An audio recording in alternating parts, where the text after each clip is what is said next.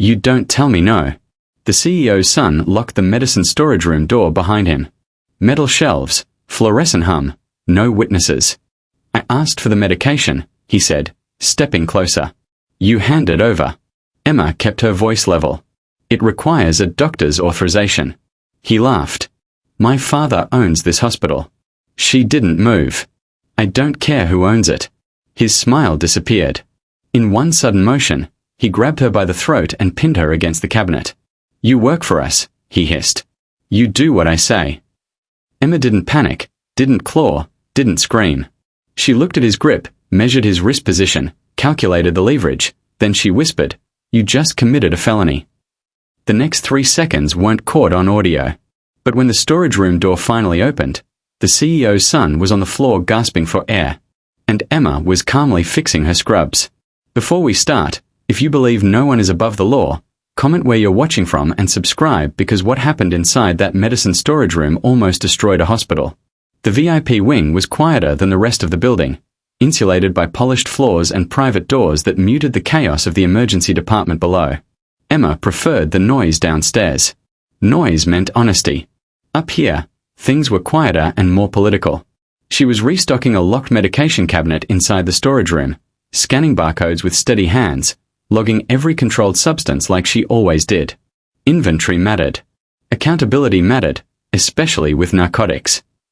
She heard the door open behind her, but didn't turn immediately. Story is restricted, she said calmly, still focused on the tablet in her hand. The door clicked shut. Then another sound. The manual lock sliding into place. I don't wait in line, a voice said behind her. She turned. The CEO's son stood between her and the exit. Late 20s, expensive watch, perfect haircut. The kind of confidence that grows when consequences never arrive. He held up a prescription bottle. Empty.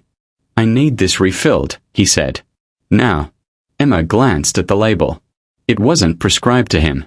And it wasn't refillable without physician authorization. That requires a doctor's order, she said evenly. He smiled, but it didn't reach his eyes. My father owns this hospital. She placed the scanner down slowly. That doesn't change policy. His smile faded. You don't tell me no, he said, stepping closer. The fluorescent lights hummed overhead. Metal shelves lined the narrow room filled with sealed containers and labeled bins. No windows, no patients, no witnesses, just a locked door and the son of the most powerful man in the building. I'm not authorized to release that medication, Emma said. He moved closer still. You are when I say you are. Her posture didn't change. Shoulders relaxed, weight balanced, eyes steady. You're asking me to break federal law, she said. He laughed once. You think anyone's going to care? That was the first shift in the air. Not volume, but tone. She didn't respond. His hand shot out suddenly, grabbing the front of her scrub collar and driving her back against the metal cabinet. Bottles rattled. The back of her shoulders hit cold steel. You work for us, he hissed, tightening his grip higher, fingers sliding to her throat. You do what I say. Her pulse didn't spike. Her breathing didn't quicken. She looked down at his hand, not at his face, at the angle of his thumb, at the position of his wrist. You just committed a felony, she said quietly. He squeezed harder. Prove it. There are moments when people expect panic. When they expect clawing and screaming and chaos. Emma didn't give him that. Her left hand rose calmly and wrapped around his thumb.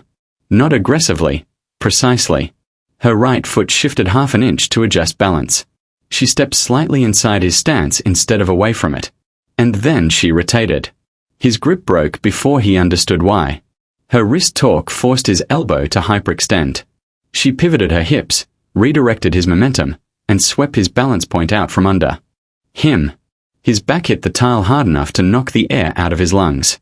Before he could recover, her knee pinned his bicep to the floor, forearm pressing lightly, just lightly across his jawline, not crushing, controlling. 3 seconds, maybe less. He stared up at her in shock, gasping. She leaned slightly closer. If I wanted to hurt you, she said evenly, you wouldn't be breathing. Footsteps echoed in the hallway outside. Someone had heard the cabinet slam. She released him before the door handle turned. He scrambled backward, scrambling to his feet just as the lock clicked open from the outside. A nurse from VIP intake stepped halfway into the room, eyes wide at the sight.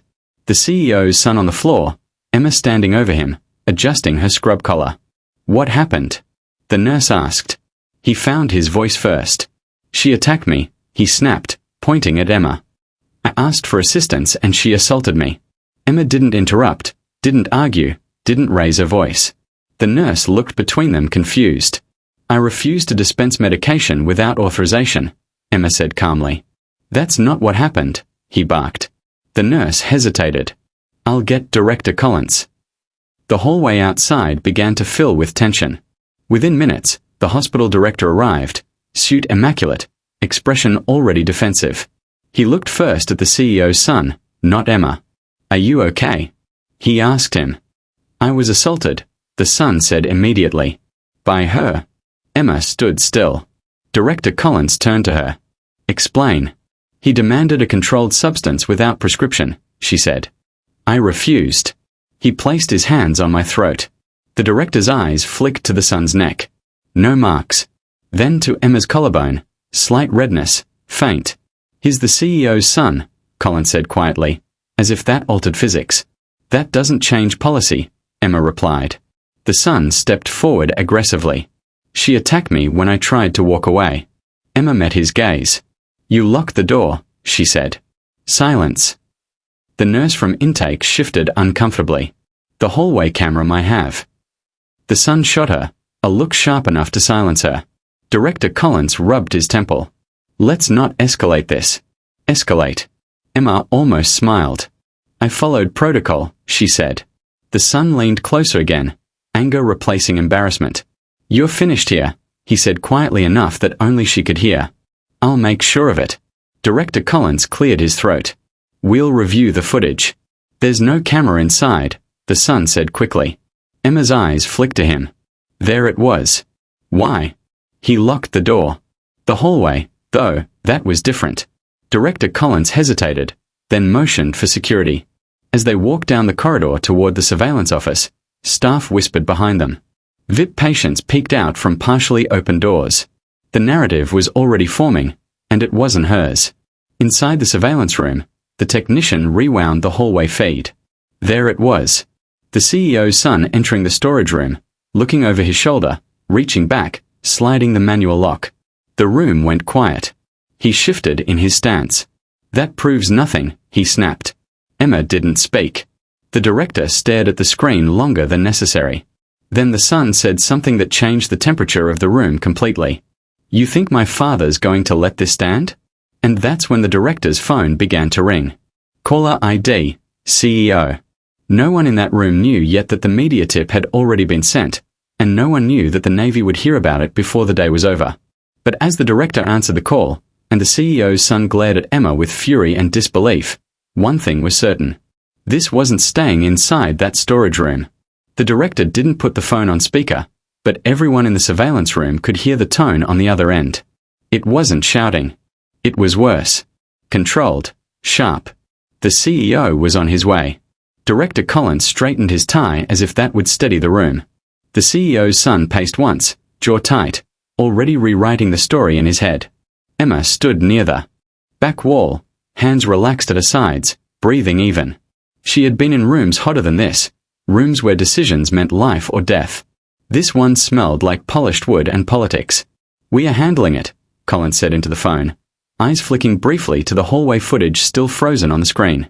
The unmistakable moment the son slid the manual lock into place. "Yes, sir, I understand." He hung up slowly. His 5 minutes out. The son exhaled sharply through his nose. "Good." Emma watched him the way she had watched his grip earlier. Not emotionally, but analytically. He wasn't afraid. Not yet. He still believed power insulated him. That was the second shift. Because power only insulates until it doesn't. Security entered quietly and positioned themselves near the door.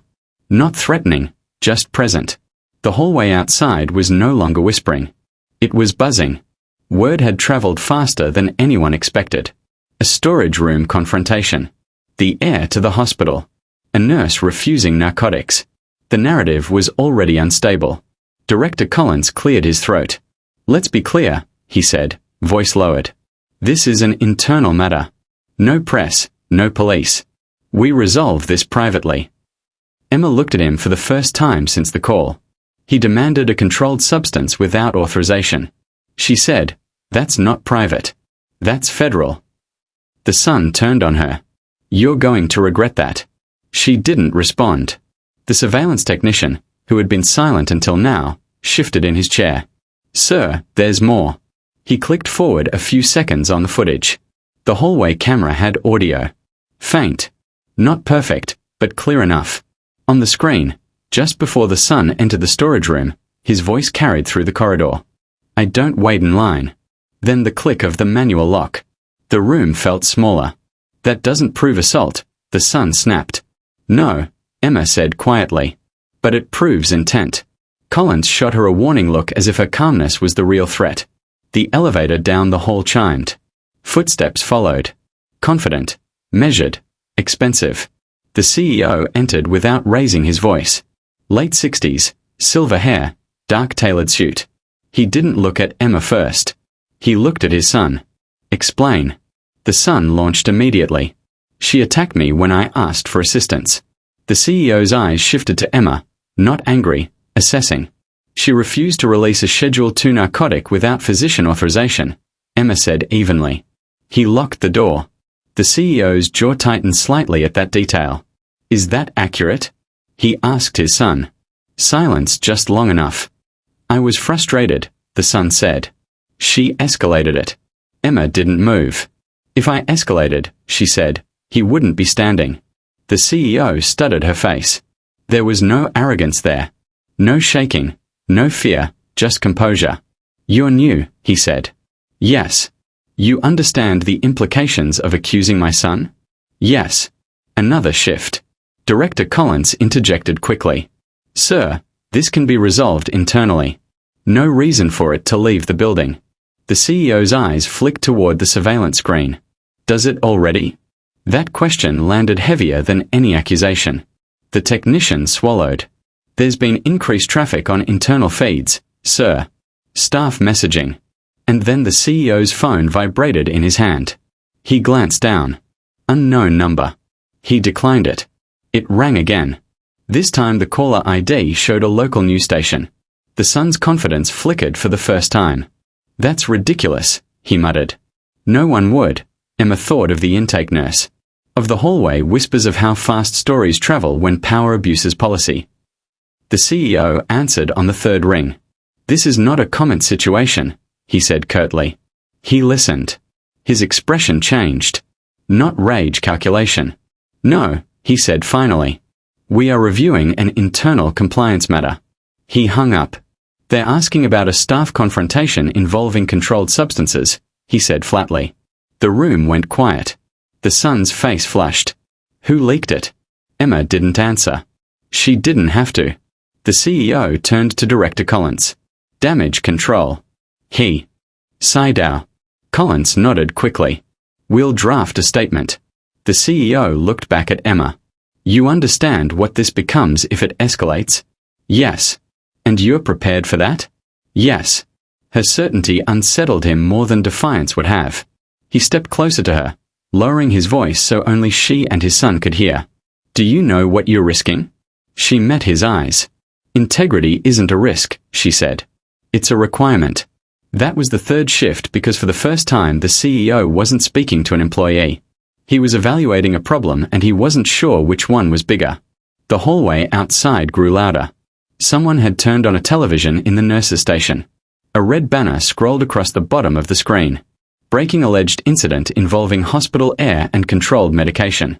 The son swore under his breath. The CEO's expression hardened. "This is premature." Emma stood still. "You can correct it," she said calmly. With the truth, he looked at her for a long moment. "And if I don't, then it won't stop here." Security shifted slightly as voices rose outside. Phones were out now, staff pretending not to record. The CEO turned toward the door, then paused. "What exactly did you do in that room?" he asked her. Emma answered without hesitation. "I disengaged a threat." Threat. Not son, not heir, threat. The CEO noticed, and that's when something in his posture changed subtly. He turned back toward her fully. Where did you learn to disengage threats like that? She didn't look away. You should ask the Department of the Navy. The room went silent. The sun blinked. What? The CEO stuttered her again, this time differently. Not as an employee, as an unknown variable. Outside, a reporter's voice rose faintly from the TV. Sources suggest the nurse involved may have prior military service. Director Collins's face drained of color. The CEO's phone vibrated again. This time, the caller ID read, Naval Liaison Board. The son whispered, What is happening? Emma didn't answer. She simply adjusted her scrub collar, the faint redness at her throat visible under the fluorescent lights. If you were in that room watching Power Shift in real time, tell me in the comments, would you stay silent or would you stand your ground? Because when the CEO answered that next call, he wasn't prepared for the name they were about to say. The CEO didn't step out of the room to take the call. He answered it in front of everyone. Yes. The voice on the other end wasn't loud, but it carried enough weight that the CEO's posture shifted half an inch. This is Commander Ellis, Naval Liaison to the Medical Oversight Board, the caller said. We are aware of an incident involving one of your nurses. The CEO's eyes moved slowly to Emma. I see. He replied carefully. There was a pause. Then the commander said something that made the CEO's son stop pacing. You have Lieutenant Emma Carter on your staff. It wasn't a question. The son blinked. Lieutenant. Emma didn't react. The CEO's tone remained even. She is currently employed as a registered nurse. She is also a former Navy SEAL combat medic, the commander said. Decorated Afghanistan Deployment Classified Unit Attachment. Silence. The director looked like someone had just pulled oxygen from the room. The son let out a short laugh, but it didn't hold. That's ridiculous. Emma stood still. The CEO spoke again, slower this time. That information wasn't disclosed during hiring. It's not required to be, the commander replied. But when a decorated operator is physically assaulted while preventing illegal narcotics distribution, it becomes our concern. The word assaulted settled heavier than anything before it. The CEO ended the call without arguing. For the first time since entering the room, he looked uncertain. He stuttered Emma.